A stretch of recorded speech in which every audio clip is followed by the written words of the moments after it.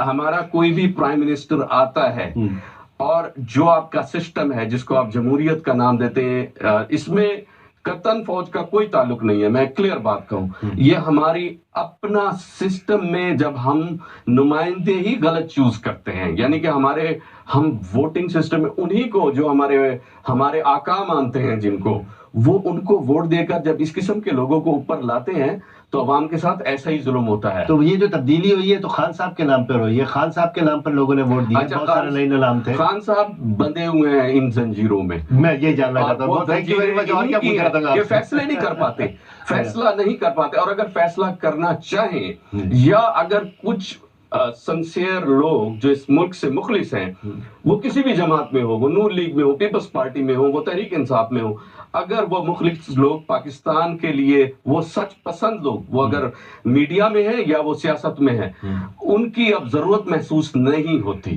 ان کو آرام سے کھڈے لائن لگا کے بٹھا دیا گیا ہے کہ اس وقت آپ کی ضرورت نہیں ہے. اور یہ جو زنجیریں ہیں نا، یہ جو پیراشوٹرز آئے ہیں حکومت کے اندر، یہ اس وقت فیصلے ان کے ہاتھ میں ہیں، وہ فیصلے کر رہے ہیں پاکستان کے، اور اس کا رزلٹ آپ کے سامنے ہے کہ کوئی بھی نتیجہ نہیں نکلتا. کسی